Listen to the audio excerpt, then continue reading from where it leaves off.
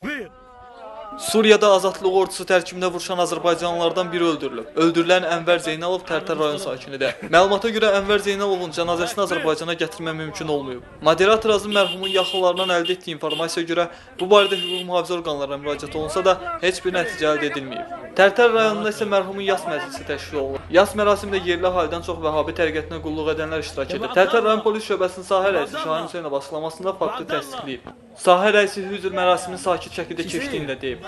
Qeyd edək ki, bir neçə ay əvvəl Suriyada Bəşər Əsəd rejiminə qarşı müharibədə iştirak edən Azərbaycan vətəndaşlarının videosu yayılıb. Videoda onların azərbaycanlı dindarlara, müsəlmanlara müraciət edərək cihada çağırışları öz əksini tapıb.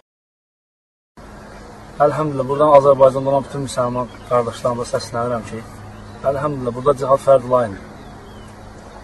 Allahın kəliməsini uca tutmaq üçün, əlhəmdülillah, yığılaşan bir qrup var, Allaha həmd olsun. Bu qrup Allahın kəliməsini uca etmək üçün burada çalışır. Əlhəmdülillah, orada olan bütün qardaşlara, yəni, buradan deyərəm, əlhəmdülillah, cihadın fərd olunan vaxtında Allah yolunda cihada çıxsınlar. Əlhəmdülillah, bütün alimlər, yəni, burada cihadın fərz olmağına aid dəlillər, yəni, çoxdur, yəni, alimlər hamısı deyirlər, Şamda cihad fərzdir. Rövşən Abdurrahmanlı, Kanal olmuş. Allahümə bihəmdik, əşədə ən lə iləh illər, əstəxfirullah, ətub iləyh. Təkbir! Allah! Təkbir! Allah! Təkbir! Allah!